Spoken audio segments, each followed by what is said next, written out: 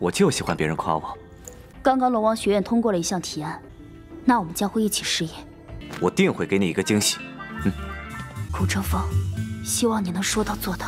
龙王学院的宝藏还是没有偷去，你们在找我吗？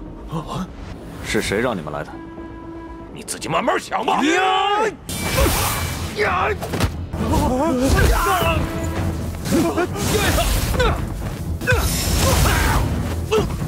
Halo guys, balik lagi bersama Mimin from Zero. Di video kali ini Mimin akan kembali melanjutkan alur cerita Donghua yang berjudul Dragon Star Master episode ke-16. Seperti biasa, sebelum masuk ke rekap ceritanya, buat kalian yang menonton video ini tapi belum subscribe, tolong di subscribe dulu ya guys. Dan jangan lupa nyalain lonceng biar nggak ketinggalan update terbaru dari channel From Zero. Playlist untuk Donghua ini juga udah tersedia bagi kalian-kalian yang baru aja bergabung dan belum nonton episode sebelumnya ya. Ya udah deh, nggak usah berlama-lama lagi, langsung saja kita ke rekap ceritanya guys.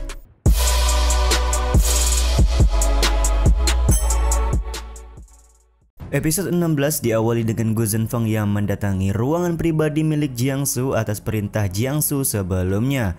Ternyata di sini Jiangsu ingin berterima kasih serta banyak mendengar kalau kelas pembunuh naga yang dipimpin oleh Gu Zhenfeng mengalami perkembangan yang begitu pesat. Bahkan murid jenius nomor 1 Akademi Dragon King yaitu Mo Xuanji juga ikut masuk ke dalam kelas pembunuh naga. 就连莫玄机都加入了屠龙班。 Meskipun begitu, Gu Zhenfeng masih merasa tidak nyaman karena adanya kehadiran dari Liu Qingchen di dalam kelas pembunuh naga, yang mana diketahui kalau Liu Qingchen diperintah langsung oleh sang ayah yaitu Liu Suzhou. Diketahui sedari awal Liu Suzhou memang menginginkan posisi dari Jiangsu sebagai wakil presiden Akademi Dragon King, jadi dia sengaja memasukkan Liu Qingchen di dalam kelas pembunuh naga untuk mengawasi pergerakan apa yang dibuat oleh Jiangsu dan juga Gu Zhenfeng. 班里有一个臭虫，一定会想尽办法捣乱。区区一个刘清晨，还难不倒你。 Meskipun begitu, Jiangsu sangat yakin kalau Gu Zhenfeng tidak akan kesulitan untuk menangani gangguan kecil seperti Liu Qingchen di dalam kelasnya. 不会只是为了表扬我吧？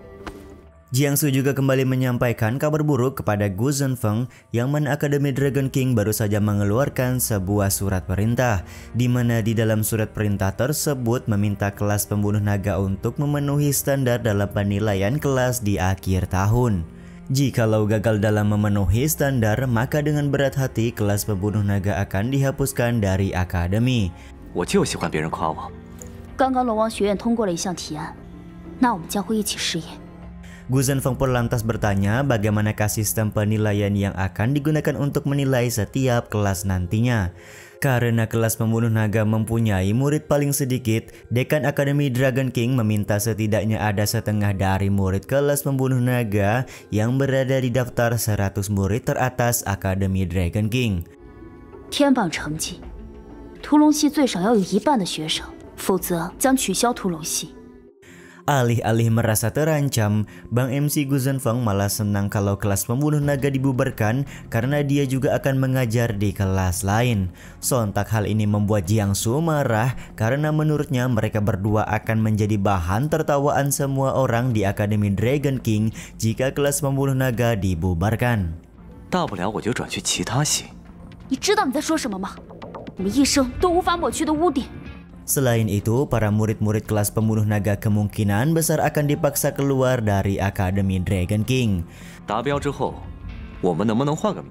Gu Zhenfeng mencoba untuk bersikap tenang sembari memberitahukan jika dia berhasil membawa murid-murid mencapai peringkat 100 teratas, apakah dia bisa mengganti nama kelas pembunuh naga yang saat ini dia pimpin. Ya karena memang sedari awal nama kelas pembunuh naga tidak disukai oleh Gu Zhenfeng yang merupakan reinkarnasi naga legenda pelindung planet naga. Dia juga menyebutkan bisa menggunakan nama kelas Raja Monster, Raja Naga atau nama lain selain nama dari kelas pembunuh naga pada saat ini. 哪怕叫帅才系。没心情和你开玩笑。什么事都可以吗？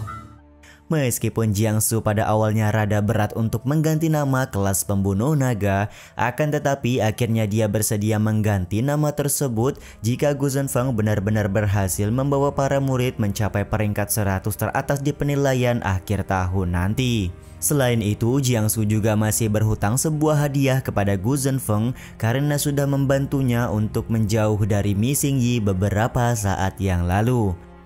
只要我能做得到的事都可以。 我不会让你和我约会做丫鬟的。 Ketika urusan mereka berdua sudah selesai, Gu Zhenfeng lekas berpamitan serta menyampaikan kalau dia akan memberikan kejutan kepada Jiangsu di ajang penilaian akhir tahun nanti. 我定会给你一个惊喜。顾城风，希望你能说到做到。龙王学院的宝藏还是没有偷去。 Beberapa saat kemudian di dalam kota, Gu Zhenfeng masih memikirkan tentang harta karun Akademi Dragon King yang sampai saat ini belum dia temukan. Bang MC kemudian berpikir untuk mendatangi sebuah tempat untuk menanyakan sesuatu di sana. Siapa yang menyangka Gu Zhenfeng saat ini sedang diikuti oleh beberapa orang pembunuh bayaran yang diperintah oleh seseorang. Gu Zhenfeng pun kemudian berjalan cepat guna membawa mereka semua ke tempat sepi. 小心点儿。 有人跟踪。 Yap, benar sekali, baku hantam kemudian terjadi di sini karena para pembunuh bayaran menolak untuk memberitahu siapakah orang yang sudah mengirim mereka guna membunuh Gu Zhenfeng. 你们在找我吗？是谁让你们来的？你自己慢慢想吧。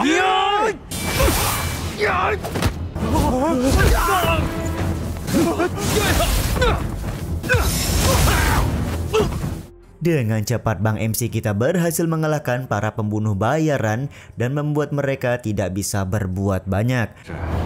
也敢来报复我？ Akan tetapi para pembunuh ini berhasil melarikan diri karena mereka menggunakan bom asap untuk kabur. Ternyata para pembunuh bayaran tersebut dikirimkan oleh Mi Xingyi yang saat ini sedang pesta. Mi Xingyi terlihat sangat marah dan geram ketika mendapatkan kabar kalau orang bayarannya gagal melaksanakan misi untuk membunuh Gu Zhenfeng. Meskipun begitu, Mi Xingyi masih sangat yakin kalau lain kali dia tidak akan gagal untuk membunuh Bang MC kita. 叶江雪，找一次，看看你能坚持多久。 Beberapa saat kemudian, Gu Zhenfeng pergi ke sebuah tempat untuk menemui seseorang guna bisa mendapatkan sebuah informasi. Ternyata Gu Zhenfeng mendatangi kediaman seseorang bernama Tuan Long.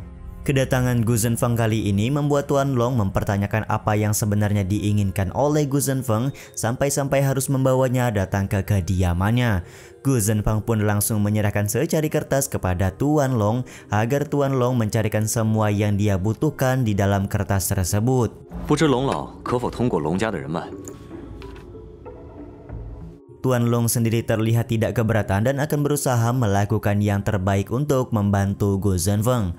Selain itu, Gu Zhenfeng juga bertanya perihal penyebab kematian dari seseorang bernama Tuan Zimu. Tuan Long menyebutkan sampai sekarang dia belum bisa memastikan penyebab kematian dari Tuan Zimu. Selain karena keterbatasan informasi, Tuan Zimu juga sudah mati 300 tahun yang lalu, jadi tentu saja sangat sulit untuk menebak penyebab kematiannya. Namun ada satu hal yang menarik di mana murid senior dari Tuan Zimu yaitu Dekan Akademi Dragon King bernama Zhuang Yan meninggal dunia beberapa tahun yang lalu. Diduga penyebab meninggalnya murid senior Zhuang Yan tersebut karena dibunuh oleh seseorang. Gu Zhenfeng pun langsung menyimpulkan sepertinya orang-orang dari klan Nether sudah menyusup ke Akademi Dragon King untuk mencari harta karun. 已经潜入龙王学院了，龙王学院可有什么动静？ Tuan Long memberitahu setelah Zhuang Yan meninggal, posisinya digantikan oleh muridnya yang tidak lain dan tidak bukan adalah Jiangsu. Karena kemungkinan besar klan Nether adalah penyebab utama kematian dari Zhuang Yan, Tuan Long berencana memerintahkan orang untuk mencari informasi mengenai hal tersebut. 庄严老院长去世后，如今是龙王学院副院长。看来那场大战也让他们损失惨重。 Akan tetapi Gu Zhenfeng meminta Tuan Long untuk tenang karena dia berniat menyelidiki sendiri apa yang sebenarnya sudah terjadi kepada kematian dari Zhuang Yan. 也不会龟缩在龙王学院这么多年。难道当年的幽冥族还没有死绝？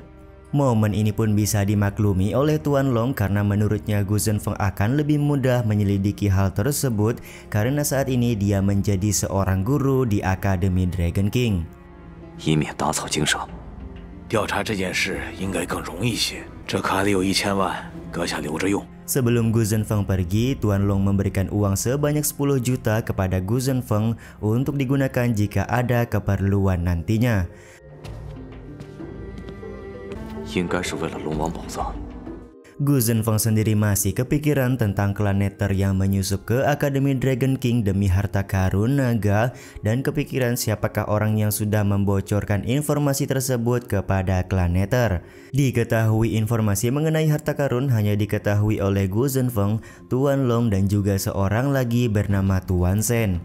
那是只有我和沈龙卫的人知情，是有人泄露了消息。 Kecurigaan dari Bang MC kita ini juga sekaligus menutup episode 16 kali ini ya guys. Ya udah deh, sampai di sini dulu aja video kali ini. Mohon maaf jika masih banyak kekurangan dan kesalahan dalam penyampaian kata-kata ya. Terima kasih buat kalian yang udah nonton dan jangan lupa subscribe serta nyalain loncengnya ya guys. Mimin selaku penulis narasi, tukang voice over dan tukang edit video pamit undur diri. Salam hangat, see you in the next video. Bye bye guys, see you next week.